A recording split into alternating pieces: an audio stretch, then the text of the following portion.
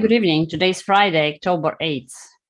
We have opened up the week with another shakedown of the bulls and traded down 80 points since the open. We opened Monday around Soja level, which is the 43.50 level, and traded as low as 42.67 on futures, stopping out again many people who were long over the weekend and had their stop around a round number, as people like to have, around 3,000. Then we tested these lows again on Tuesday, and Soja level has been rejected again. And on Wednesday, we tested them for the third time. So it's been this kind of huge range, volatile first half of the week. But then we finally broke the 43.50 level, and the rally continued on Thursday, as it often does before the payroll report that we got today. This was quite a rally. We rallied really over 140 points in 24 hours or so, which is quite an amazing feat. And 44.20 was the level yesterday that capped the rally. And this morning we had payroll reports, obviously everybody knows, and it came in way below expectations at 194,000 versus the expectations of 500,000. So it's also a second miss in a row and the lowest level for the year 2021. But we have to take these numbers with the grain of salt, because even BLS itself admitted that the big reason for the drop was that they have some sort of seasonality adjustment for local government workers. And so that alone pulled the number down 150,000. So it still would have been a miss, but a much less miss nonetheless. So now, of course, everybody wonders, what would the Fed do? Will they continue the tapering or cancel it because of this negative report? I say that they will continue to taper, because when they will claim that tapering is not really tightening, and they would use drop in unemployment as the cover, because even though the numbers were low, below expectations, the unemployment numbers still dropped, and as well as inflation. They have to do something because inflation continues to run hot. And so they could at least pretend that they're doing something about it, even though not much they could do, but at least they could pretend it. And everybody knows. They could raise interest rates. I mean, which they haven't done in, years. Yeah, I don't think they will do such a Christmas or whatever holiday surprise for people as raise rates, but to continue to taper their purchasing and start in December, as they were discussed on November, that's something that they will likely to do, I think. But yeah, interest rates raising this year would be a huge surprise. I don't think market is going to like it, and I don't think they're going to tempt the fate, especially now that the Powell has been promised, it seems, that he's extension of his term. But he has to do something, because inflation is running hot, both in energy as well as wage gains. This report showed that average hourly earnings rose 0.6 for the month, making it year-over-year increase of 4.6%. And over the past 6 months, we're running at average 6% annual wage gain, which is about 3 times what Fed expects the normal inflation to be. So in addition, the energy prices, everybody obviously know, crude is around $80 for the first time since 2014. And to me, it looks like oil at 100 seems increasingly more and more likely by the day, given that the winter is coming. So today, the stock market was really unsure what to do, what to think about it, and was mostly balancing. Well, we could say it in a tight range looking at this chart, but it's 30 points. So the range only seems tight, given that the volatility was huge for this week and last couple of days, especially. After 140 points rally, 30 seems like nothing. But we still managed to close up for the week, but we couldn't break and close above the 44 round number level.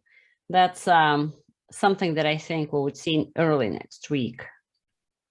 I think as long as the lows of the last 2 weeks a hold and not broken, we're going to new all-time highs. And the vol trigger level is kind of at the same level where it was last week. Last week it was 43.64, now it's 43.70. So we have closed above that vol trigger level. And as Andy was saying, that it's kind of a little bullish for the market, a little less volatility at least going forward if we stay above that level. But that silly debt crisis is finally averted, at least for now. If anybody still cares, it's such non-event every year. Plus the sentiment got the washout low this week and last week, and call buyers, weekly call buyers who used to buy every little silly dip also got washed out. So everything seems like the market is kind of ready, or maybe another week of meandering, but then probably ready to run into the holiday season, which is usually a bullish season. Well, definitely, I don't see the Fed. I mean, they can talk about tapering. It's more of like what they threaten to do than what they're actually able to do. And right. The question is, how long will the market believe even the threats that can't be backed up with anything? And I think, especially as you go into holiday season, and we run into supply shortages and so on that have all emerged in the last year. It will become very evident what's going on. That it's the nature of inflation. It's not that prices are whatever 3.2% higher, and that's higher than our target. It's that you can't get it at any price. You can't get the goods that you want at any price. And so there's never any print on the price to say the price is higher. It's not available because of basically the market has broken down. And so that's the true nature of an inflationary period is just stock outs and so on. But I think it's interesting to see, because here we're seeing, I think, the start of what I see as, I mean, I've been watching this bull move in treasuries over the last few months. I'm going to switch to daily here, and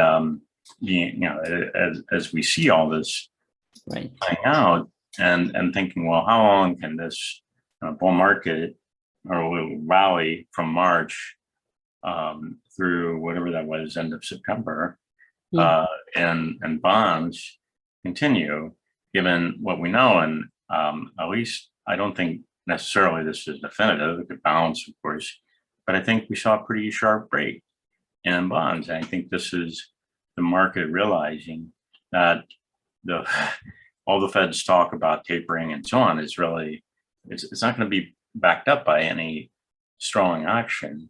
And so the inflation is going to continue, and the bonds have to start pricing that in.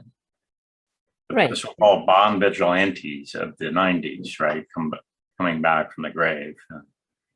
Yeah, it's a third down week in a row. So we will see what would Fed do. What can they do? Not really much, right? Like we discussed.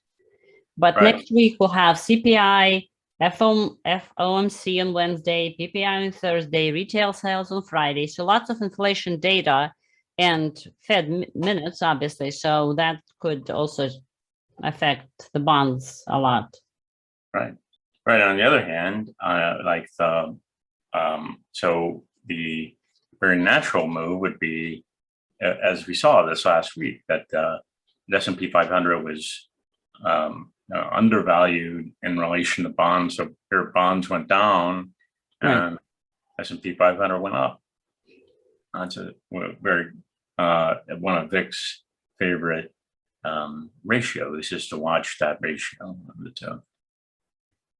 Right. Well, also another Victor's favorite ratio is the wokeness indicator, so to speak. And this week was very progressive and woke. If that continues, that it should also be bullish for the market for next week. For example, Google said that they will not allow advertisements that have misinformation on global warming. They said that they will look carefully at whether a piece of content is making a prohibited claim or simply discussing it. So they're going to be even editorializing even more of the content of not only advertising, but pretty much anything. So Big Brother is always watching. And what position are they in to decide what is a prohibited claim? It's so beyond absurd in an allegedly free country that, you know, it's our tech overlords obviously know best, right? We can't argue with them, or God forbid we get canceled. But I don't know if they know best, but they certainly know a lot. Because I think it's more likely to be Big Sister than Big Brother. I mean, if you look at this last week, right, you had this so-called whistleblower right. from Facebook that was like product manager at Facebook, and within like 2 days of going public, she had interviews on 60 Minutes. She was verified on Twitter, had hundreds of thousands of followers, had all of these appearances on media. Now, imagine if there were a whistleblower on kind of the other so-called other side of the aisle. Right. Would they have all of these sort of red carpets rolled out in front of them? No, not in the slightest. And so it's it's all concocted media glitz to not just, oh well, we have got to rein in Facebook, but rather the opposite. Tightly, right, exactly, the opposite. Instead of the media being outraged that we're being spied on, every keyword search is being traced. I'm not even talking about Facebook. They know everything about you. They listen to your conversations. Who knows what Alexa and all of them are spying on you. Instead, the media and the whistleblower come out and they go, we're not spying enough. We need to spy more. We need to ban more people or else. Right. That was exactly the premise of the this so-called whistleblower, that they weren't doing enough to stamp out unruly individuals, who are disrupting the new utopia that we're bringing about on Earth. And so we'll be back like in the Soviet Union, radio freedom or radio svoboda, so that we could even get anything free because the internet is no longer free. If the major gatekeepers of the internet, Google, is going to be policing your search results, your search queries, your emails, it's right.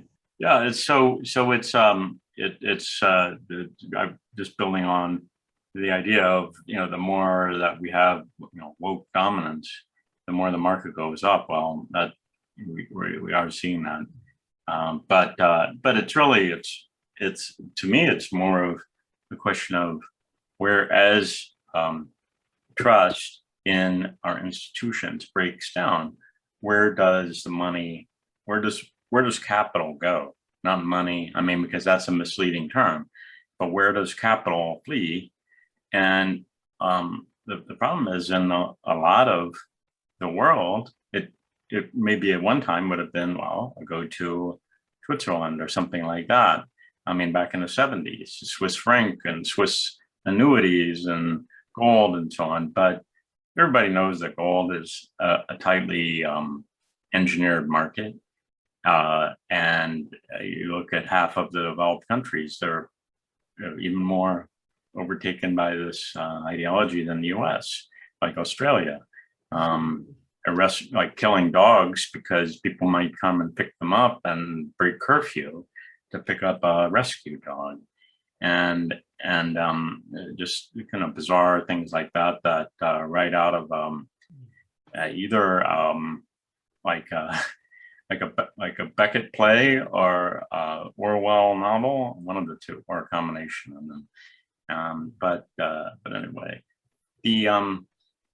but it's interesting to see bonds pull back like this, really across the board, not just in TLT. We saw some here in the 10-year note it really pulled back to its March lows, not the lows from last year, but the March lows, and so it's interesting to see if it were to break down here, then it could be there could be a big move in the stock market, and it would probably be up if this were to break down, in my view. And then like the dollar, we saw the dollar hit this overhead resistance that it lost it back in May, and we've now seen this, November of last year. So we hit this and kind of jogged around it.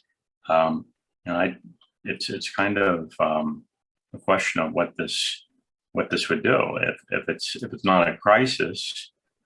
Then what is this really going to rally too much higher? I don't know. It could break out and rally, and then there would be, I think, the market could be really bearish. So there's kind of this pull in these opposite directions that we're seeing: inflationary push underneath the market, and then the sense of risk that might pull the market down. And which way is it gonna move? Right.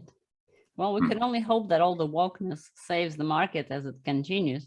Another interesting woke event today was that I'm sure you heard there was a school shooting in Texas, and the guy just today was released on bail, $75,000 bail only. It's amazing. I can only guess why, but I'm not going to speculate. I'm sure people could figure out what kind of privilege he has by themselves. But what's interesting is that the example that he sets to the rest of the privileged group that's very young, and just in general, young people have really poor risk assessment to begin with. And so, because they're young simply. And then if you add that situation to the mix, where you could just claim, I was bullied in school, so I just used bullets. And so now it's okay to bring a gun to school because you were bullied. And he's just released, right? Multiple people. Since when is there bail for attempted murder? Right. And such a low one too, 75,000. And he's 18, so he's an adult, not like 12 years old teenager. Right. Yeah. Tried to murder his teacher and so on, and claimed that it was because of bullying. Right. And this is supposed to be tough on crime, tough on school shootings. And so what is this? Yeah, that's I've never heard of a case where there's bail for attempted murder. Right. And people, it's not that he just brandished the gun. People were actually shot, not dead, thank God, but still multiple ones. I wish I had such privilege. There are a few people I don't like. Well, it's not likely to happen. Right. I would just say. Exactly. But also our President Biden today had some press conference, walked away from the reporters, didn't take any questions. And he was trying to explain the bad so-called unemployment numbers. So as Victor was joking on Twitter, he should have just taken credit for building back better the Taliban. Because that's what he did. And now US delegation is going to meet Taliban next week or whatever, next month. They're planning to meet with them. So it's amazing. First, we're trying to eradicate the government. Then we give them all of our weapons. And now we're trying to meet with them to, God knows whatever we're trying to accomplish there. Our foreign policy is disastrous, obviously. It has been for a while. But, whatever is woke is good for the market. We also haven't talked about the virus for a while. Our good doctor has been crying on TV the other day. I'm not sure what was he crying about. Something has to do with AIDS or something, reminiscing. But he also said that he just doesn't want to stop with COVID until it's completely eradicated. He said that I don't think it's okay to get infected and get a mild disease. I reject that. What is he even saying? Does he even make any sense? He's trying to eliminate common cold. He's trying, we get mild colds, mild flu, whatever, all the time. So he rejects that. So what? We're going to be in lockdown and forever and until he's satisfied. Why is he even on TV? He should just resign and write a book and be happy. And he said that he's never resigning until nobody dies. Right. And that's let's cancel death. I'm all for it. You know, if even one person dies, then it's a sign that we've failed and we need to lock down further. Exactly. Meanwhile, if we look at the chart of vaccine makers, some other countries paused actually vaccination of young adults over myocarditis. The risk is increasing. Meanwhile, in America, we don't care about the science that's coming up from Europe. We have our own science, and we're testing now this vaccine on 5 years old who never even had a significant chance of getting the illness, never mind dying from it. We probably had like maybe one kid in the whole country or two dying from COVID, and probably that was like a fluke with a lot of other conditions pre-existing. So in many countries in Europe, they cancel that for people under 30 or under 20. So maybe that's why the vaccine stock sold off.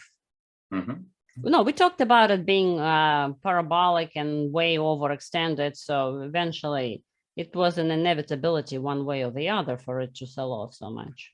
Well, it's the revenue that these companies are realizing this year is just incredible. I mean, in the tens of billions of dollars from the vaccine alone, and then if boosters and so on are added, then it's even greater. So it's I mean, the parabolic move was entirely justified by the revenue stream that these vaccines are bringing into these companies. Now, Novavax hasn't launched yet, but the mRNA or Moderna vaccine is doing really well, and Pfizer, of course, also doing well. These companies. I mean, Pfizer is realizing something like 22 billion this year alone, and it's pulled way off its high because of just it's not going to solve every problem for humanity. They're decent vaccines, but they're just not doing what was that they're not doing exactly as advertised, as the government is advertising, which is very, very amazing to see that their government officials that are regularly saying things that if the pharma companies themselves said, they would be fined billions of dollars and maybe even get charged with criminal charges and taken to federal court and excluded from Medicare and Medicaid for making false claims. And yet these very things that pharma companies can't say is being said by the president of the United States. Exactly. If you take the vaccine, you won't get COVID. Right. I mean, that's the sort of thing that, as I said, pharma companies for a rep, just some low-level rep saying that sort of thing, in one or two instances, it's billions of dollars of fines that the company has to jump through all kinds of hoops for 5 or 6 years, and at the threat of criminal charges and for defrauding Medicare. And but then what happens when he goes off the teleprompter? Without the teleprompter, is just he doesn't know what's going on. So it's kind of amazing that there were even videos saying that whatever speech Biden was doing was not done from the Oval Office, but from some studio, because they want to make sure that he reads every word from the teleprompter correctly. Yeah, well, it's not just Biden. It's Fauci. It's the head of the CDC. It's these leaders across the board, and they're simply saying what. It's sort of like, everybody had to agree that Stalin was good when Stalin was in power, and you couldn't say anything about it. And then when Stalin died, finally, people could say a few things, but while he was alive, nobody dared say anything. And even though times weren't good, so not equating it I don't think you can equate it exactly, but it's Global. similar environment in terms of speech, that the consequences are just different. You're not thrown in gulag. You're simply, made so you can't get another job. You're fired.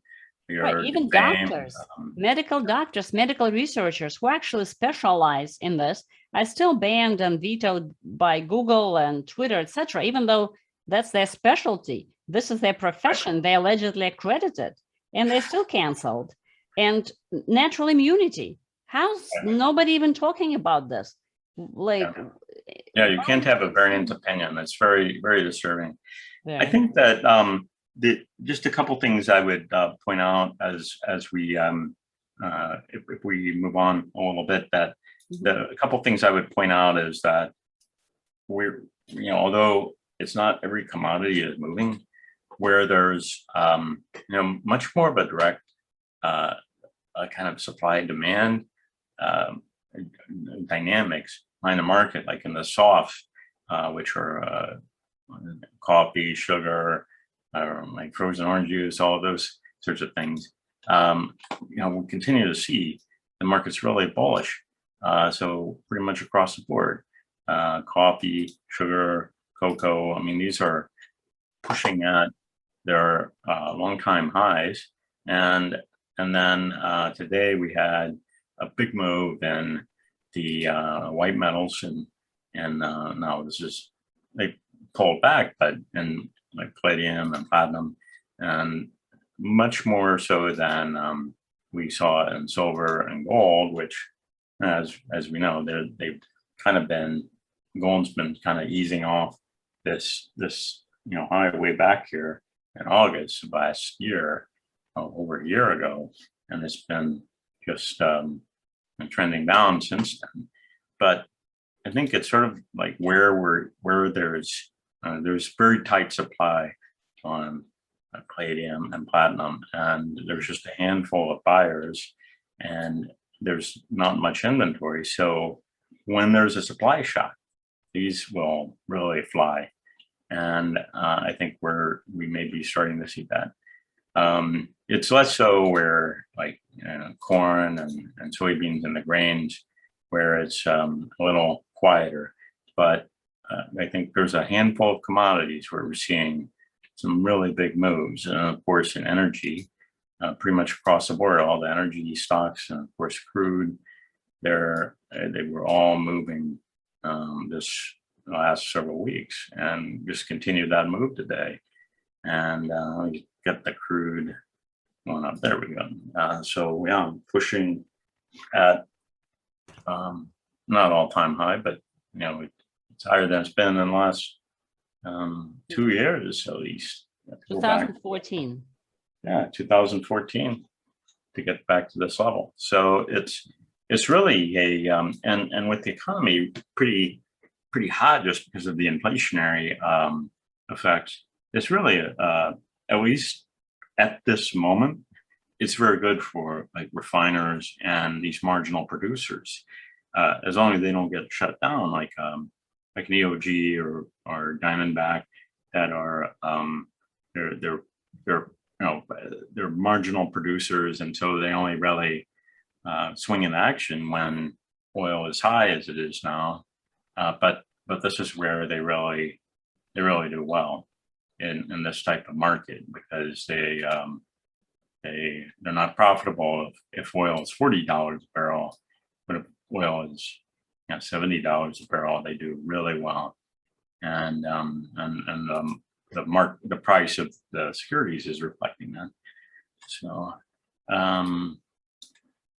and then maybe in the digital oil and the digital version of oil, in my view, which is sort of